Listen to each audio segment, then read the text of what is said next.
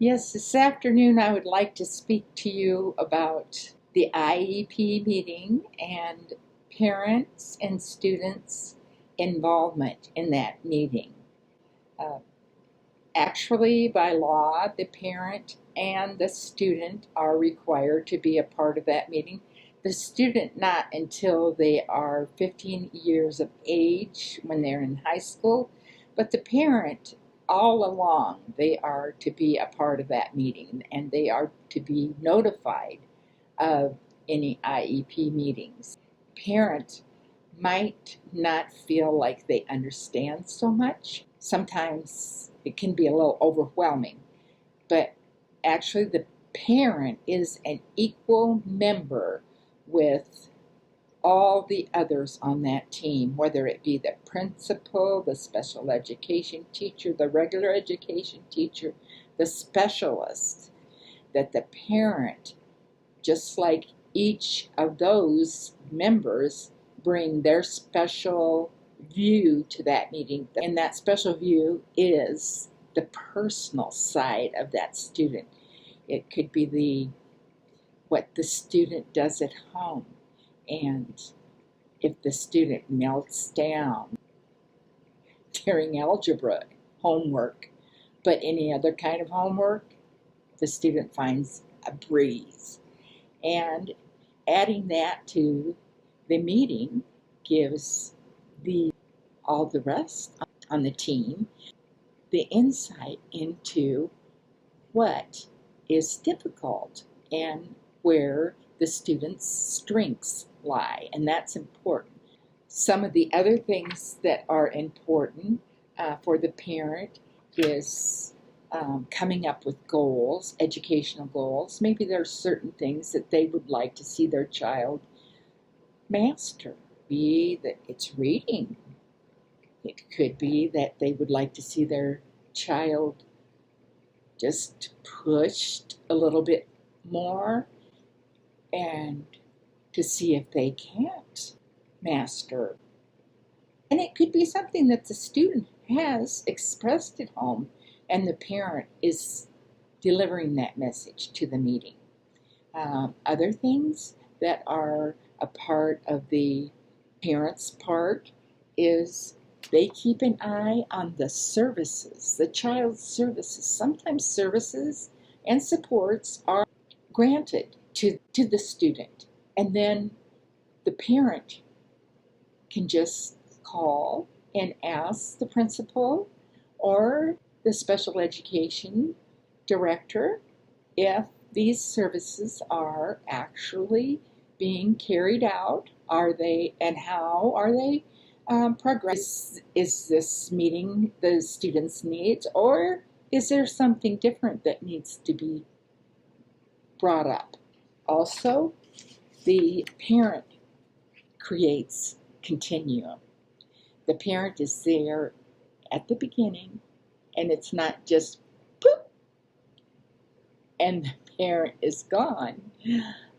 No, the parent is there all the way through the student's education and through every IEP meeting, every part of the process. Now, the part of the referral, I like to think about the referral as something possibly that the parent might do. It's not necessarily that the parent will give the referral, but it's possible.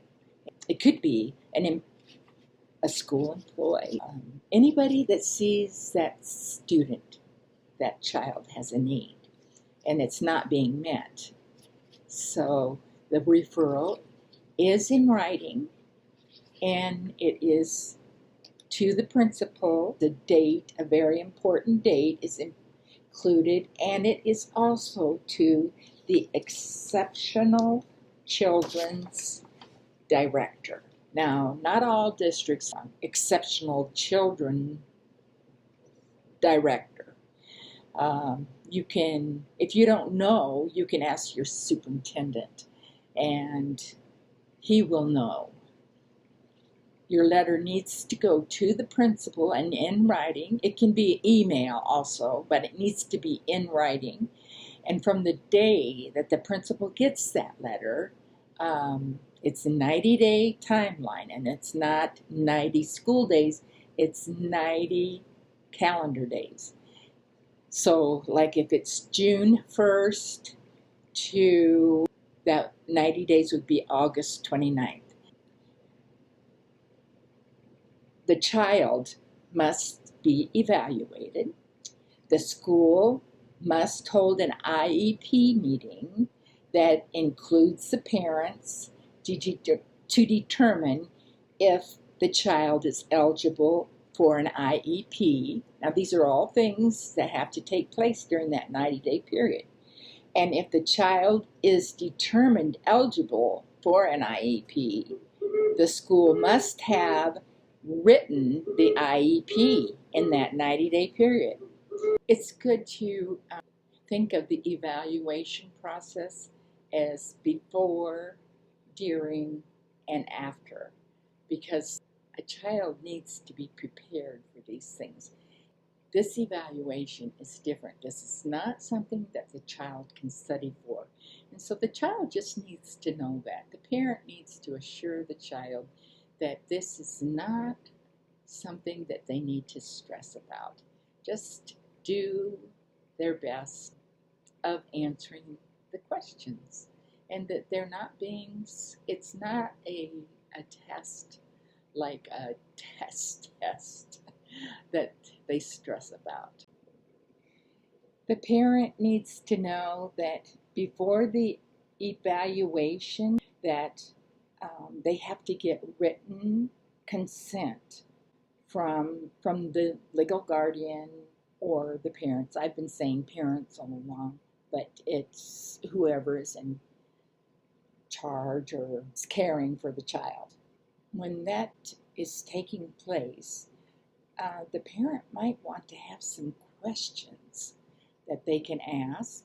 They can ask if these tests are right for the child or for the student, to find out if they have a suspected disability.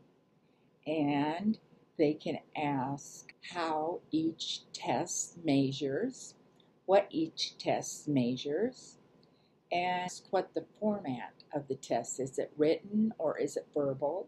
They can know which evaluator will be working with the child and what are the credentials of that evaluator. These are all questions that parents need to think about.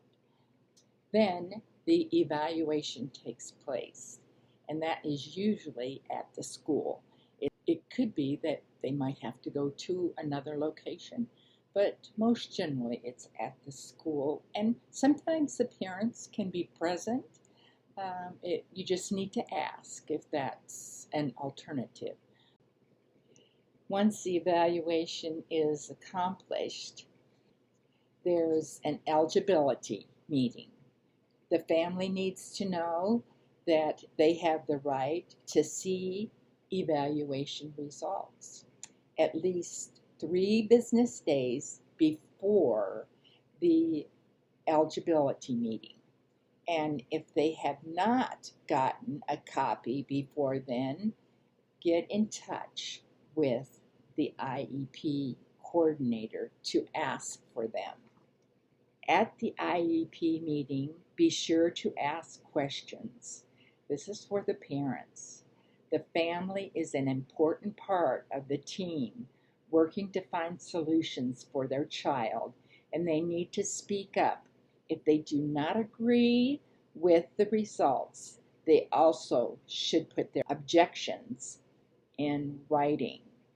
The information from an evaluation can point everyone in the right direction to help a student.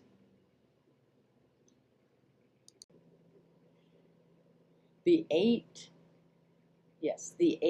basic components of an individual education program are: 1, the current skill level of the student.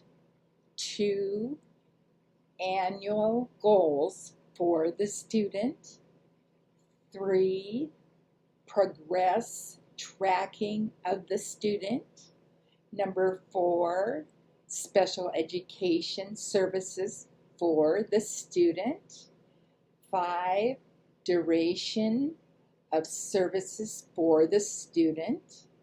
Number 6, participation in mainstream classrooms for the student. Number 7, testing adaptations for the students. And number 8, statement of transition for the student. If an IEP is required for your student, be sure that you understand all of its details. Ask questions of the IEP team and look for those updates on your student's progress or your child's progress. By involving yourself in their education, you can help maximize the results of the individualized education program. Thank you very much.